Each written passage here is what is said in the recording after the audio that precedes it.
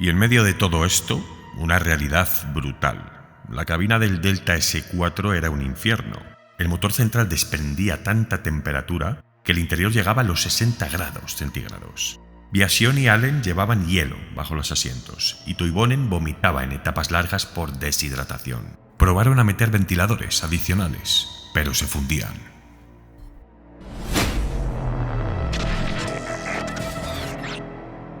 Por fin llegó el momento de traer lo que todo amante de las carreras ha necesitado durante años. Existe material sobre Fórmula 1, sobre rally, sobre NASCAR, pero ¿y si te dijese que ahora puedes tener a tu disposición un libro que relate al completo toda la información más fundamental del motorsport? Todas las categorías más memorables de la historia, definidas con su nacimiento, su reglamento y su extinción, reunido en la Biblia del motorsport. El archivo definitivo con más de 400 páginas. El archivo que siempre hemos necesitado todos los amantes de la competición. Un archivo que está a tu alcance con tan solo un clic, porque nadie en la historia había reunido en un solo libro todas las disciplinas más épicas del motorsport. Si te gustan las carreras, necesitas esto.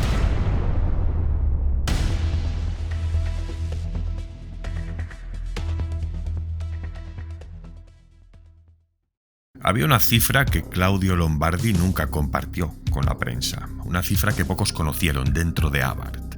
Durante las pruebas extremas del motor tipo 233 ATR-18S, Lombardi subió la presión del turbocompresor hasta los 5 bars. El dinamómetro marcó una cifra cerca de los 1000 caballos. Un número obsceno y entonces casi imposible para un coche de rally. Lombardi sabía que esa cifra habría sido algo suicida, así que la ocultaron. Ese motor vivía dentro del Lancia Delta S4, el vehículo de rally técnicamente más avanzado de su generación. Motor central, doble sobrealimentación, inédita en los rallies, tracción integral con diferencial central y una ligereza inusitada a base de materiales exóticos. Estamos ante bastante menos de 1 tonelada para más de 500 caballos. Estamos ante los tiempos de la intransigencia y del éxodo del sentido común. Pero antes de la existencia de cualquier Delta S4, los ingenieros de Abarth necesitaron probar ese corazón infernal del que os estoy hablando. El chasis de acero con estructuras tubulares aún no estaba listo, así que tomaron un Lancia 037, destrozaron su parte trasera y le injertaron el motor de doble sobrealimentación del futuro S4. El resultado fue una criatura terrorífica. Un 037 deformado, con una zaga abultada y descomunal y un alerón gigantesco para intentar domarlo. Lo bautizaron como Mazinger, en honor al personaje japonés del manga. Esto era el principio, tan solo un Frankenstein italiano que sirvió para una sola cosa: afianzar que ese motor era demasiado poderoso para la propulsión trasera. Bienvenidos, familia, a uno de los vídeos más esperados del canal. Bienvenidos a la historia del coche de rallies que rompió los límites de sus propios pilotos.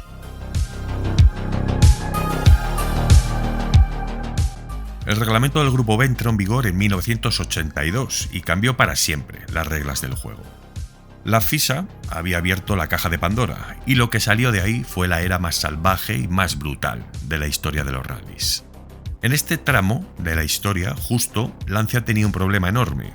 El 037 había ganado el Mundial de Constructores en 1983, pero ese título fue un milagro, casi un espejismo. Walter Roll y Marco Allen arrancaron victorias imposibles en asfalto, pero en tierra y nieve, el 037 de propulsión trasera moría. El Audi 4 literalmente lo trituraba sin piedad. Entonces, en 1984, Cesare Fiorio, jefe del departamento de competición de Lancia, lo vio claro. O comenzaban a plantear un sustituto o estaban fuera de aquel juego. Así nacía el proyecto SE038. Fiorio reunió a los mejores: Pier Paolo Mesori como ingeniero jefe del proyecto, Claudio Lombardi, responsable del motor, y Sergio Limone, encargado del chasis y aerodinámica. El resto de la plantilla de Abarth se haría cargo del desarrollo en conjunto. El plazo era criminal. Tenían 34 meses, desde enero de 1983 hasta noviembre de 1985. En ese tiempo debían crear el coche más avanzado del Mundial de Rallys, un plazo de menos de 3 años. Aquí uno de los problemas era el secretismo. Peugeot, que también estaba cocinando su 205 T16, tenía espías por todas partes. Así que Abarth comenzó a realizar las primeras pruebas nocturnas en la pista privada de Fiat en La Mandria, Turín. Marco Allen y Giorgio Pianta rodaban de madrugada para evitar miradas indiscretas. Las pruebas eran un caos, ciertamente. Durante una de aquellas noches, Allen se había quedado atascado en el barro hasta el amanecer, porque el sistema de tracción integral fallaba en frío y los neumáticos de invierno literalmente se fundían con el calor descomunal que generaba el motor central. Algunos integrantes del equipo llegaron al alba y tuvieron que sacarlo con un tractor. Y así es como daba comienzo el desarrollo del vehículo de carreras más avanzado del mundo. Secreto, nocturno, improvisado y completamente fuera de control. La parte más importante, el motor del Delta S4, era una obra maestra de ingeniería y estaba firmada por Claudio Lombardi, tipo 233 ATR-18S. Estamos ante un 4 cilindros en línea de 1759 centímetros cúbicos. Pero antes de entrar en más detalles técnicos, hay que hablar del origen de este bloque. Abarth partió del legendario Twin Cam, que era un motor diseñado por el exingeniero de Ferrari Aurelio Lampredi en 1966. Lo hizo para el Fiat 124 Sport Coupe. Hablamos de un bloque de hierro fundido con culata de aluminio y doble árbol de levas, que en total, en conjunto, ganó 10 campeonatos del mundo de rallies entre 1977 y 1992. Aquí hay que matizar que Lombardi y sus ingenieros no usaron este motor, tal cual. Redujeron primero la cilindrada, modificaron completamente la arquitectura interna y lo convirtieron en otra cosa, diferente. Incorporaba un cárter de aleación de magnesio para reducir el peso, árboles de levas con un cruce desorbitado, camisas cerámicas para eliminar fricción y el broche de oro, la doble sobrealimentación. Lombardi combinó por primera vez en la historia de los rallies un compresor volumétrico, un Volumex R18, con un turbocompresor triple K K27. Dos sistemas de inducción forzada trabajando en una secuencia perfecta. Y os voy a explicar bien cómo funcionaba este sistema porque llevan años mucha gente explicándolo del revés.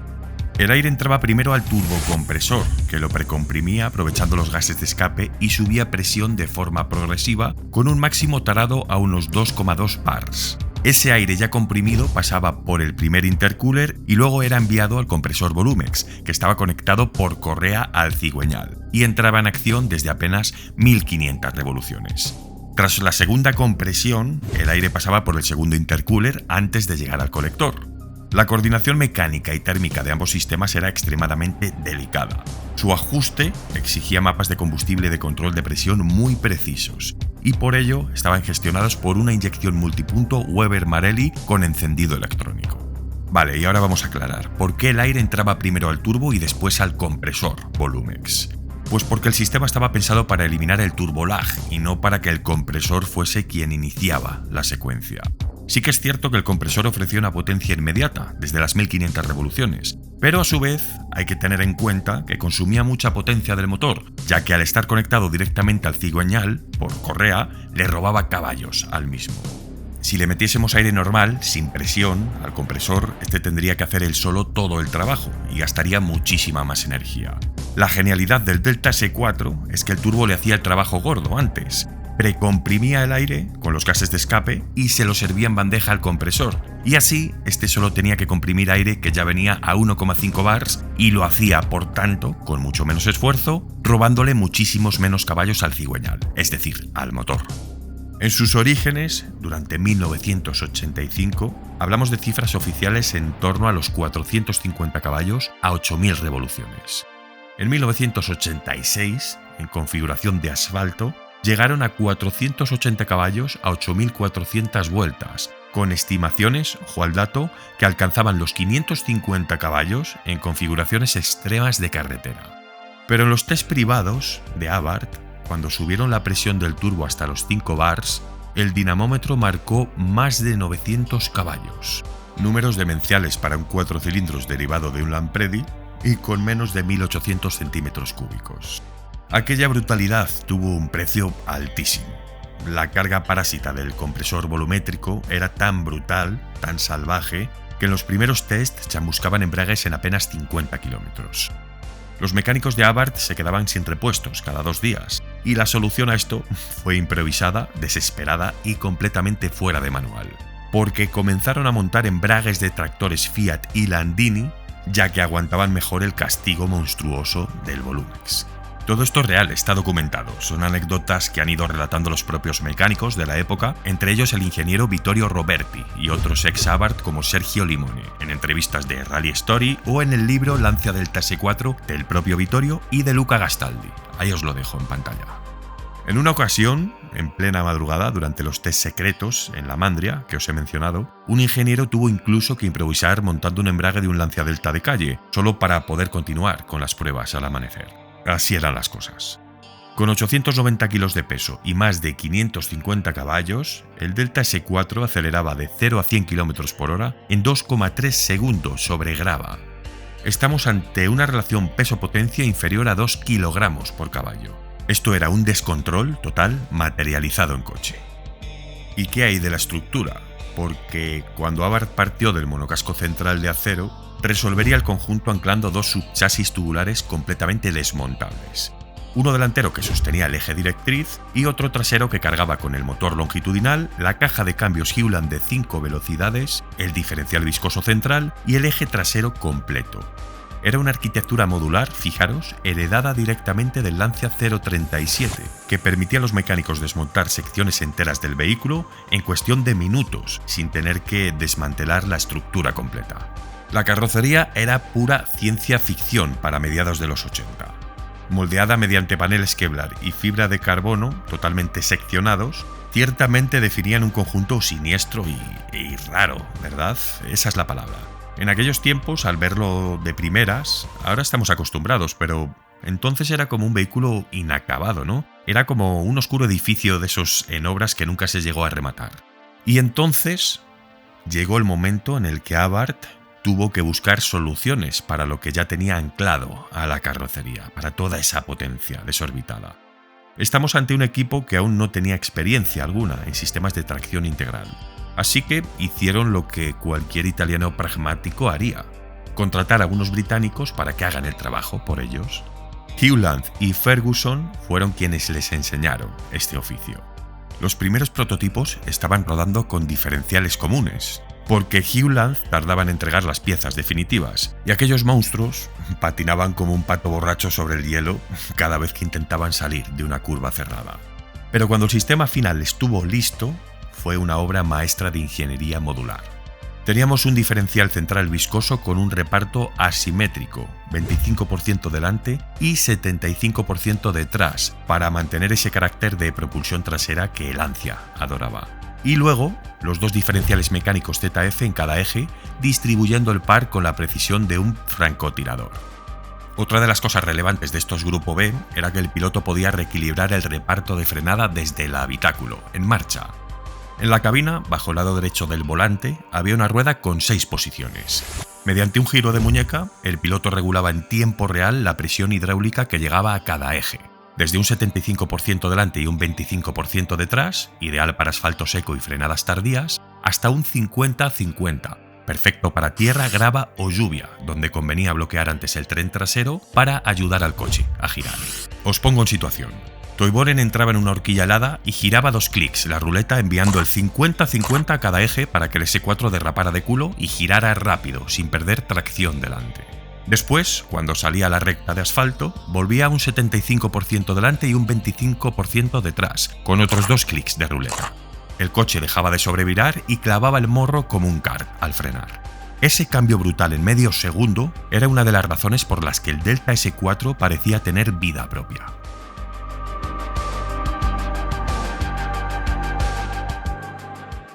Entre febrero de 1984 y mayo de 1985, 6 prototipos del SE038 salían consecutivamente de las instalaciones de Abarth en Turín, y los primeros cronos fueron reveladores. Ese Delta, ese prototipo inicial, ya rodaba 4 segundos más rápido por vuelta que el 037. Miki Viasion se incorpora al desarrollo durante el verano del 85, cuando Cesare Fiorio ya le confió la puesta a punto definitiva del vehículo, mientras que Marco Allen había asumido el papel de validador técnico, llevando el prototipo hasta Cerdeña en abril del 85, de ese mismo año. Allí Lancia usó tramos cerrados del Rally Costa Esmeralda para rodar con el nuevo Delta S4. Ojo, esto no fue ninguna participación oficial, ya que el S4 no se homologó hasta el 1 de noviembre de 1985, con ficha B-276. Estamos hablando de test pirata para simular condiciones reales del rally, sin público ni cronometrajes FIA. Sin embargo, una vez que el Delta S4 debutó, el equipo siguió trabajando febrilmente sobre él. Una vez en el Mundial, el Montecarlo de 1986 fue legendario. Toivonen y Cresto dominaron con una autoridad absoluta, pero durante un enlace entre especiales, un vehículo civil, un Ford Taunus enorme, perdió el control y chocó contra el Delta S4 de Toivonen y le arrancó de cuajo la rueda trasera derecha. Los mecánicos de Abarth tuvieron que improvisar una reconstrucción express de la suspensión en apenas 30 minutos, usando piezas de emergencia y hasta cinta, unas eslingas, para sujetar el armazón delantero que se había agrietado con el impacto. Toivonen remontó como un kamikaze, sacó 4 minutos en el mítico Turini y ganó. Fue una temporada vivida al filo del puñal.